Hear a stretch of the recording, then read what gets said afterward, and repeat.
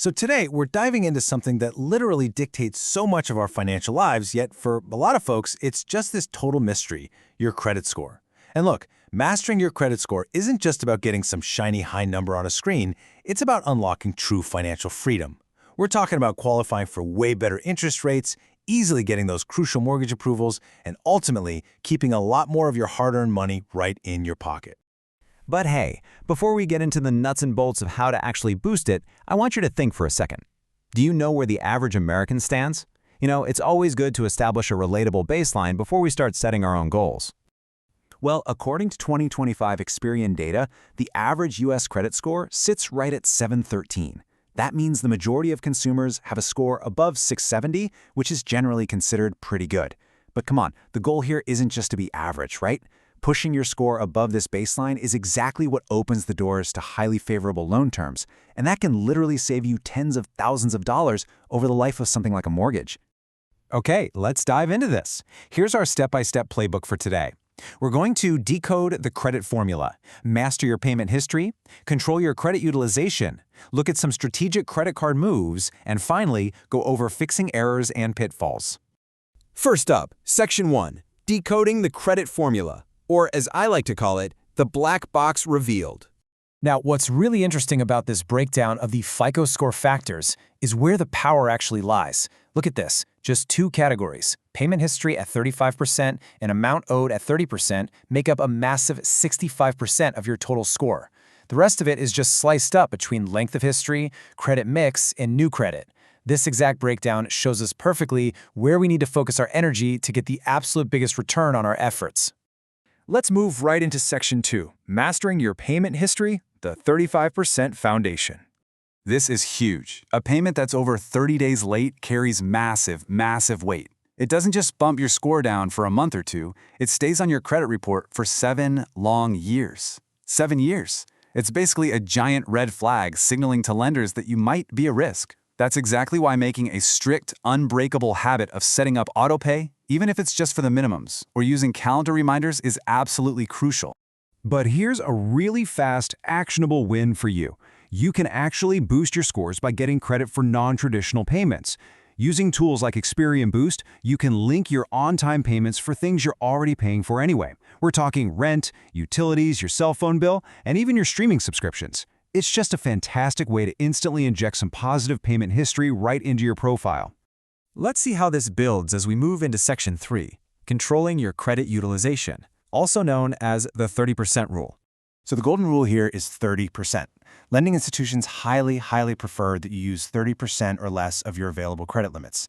So if you've got a limit of, say, $10,000, you really want to keep that balance under $3,000. Why?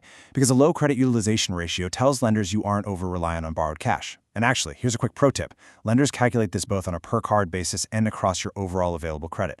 If you're maxing out even one card, lenders see you as desperate for credit, and that completely tanks your score. Paying down those balances, that's got to be priority number one. All right, Section 4, Strategic Credit Card Moves. This is where we get into the nuances of credit building. We really need to bust a common myth right here. A lot of people think, oh, I'm cleaning up my finances, I should close these old unused credit cards.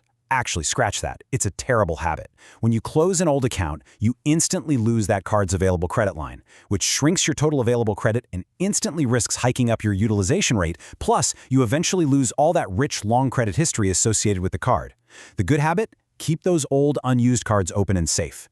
Honestly, maybe just put a tiny recurring charge on them every few months, just to keep them active. And this brilliantly illustrates another huge point of confusion, checking your credit versus applying for it. A soft inquiry happens when you check your own score or check for pre-approvals, and it has absolutely zero impact on your credit score. You could literally check it every single day if you wanted to. A hard inquiry, on the other hand, is when you formally apply for new credit. That's going to temporarily drop your score by fewer than 5 points, and it stays on your report for up to 2 years. The main takeaway? Monitor your score all you want for sure, but just limit how often you're applying for brand new cards. Our final strategic moves are all about mixing it up. Having a diverse credit mix, like balancing a few credit cards with an installment loan, say a car loan, really helps your score. Also, if you're just starting out or maybe rebuilding, seriously consider becoming an authorized user on a financially responsible loved one's card. Their stellar payment history and low utilization get reported on your profile, and it's a real game changer that can yield incredibly fast, positive results. Finally, we reach Section 5, Fixing Errors and Pitfalls.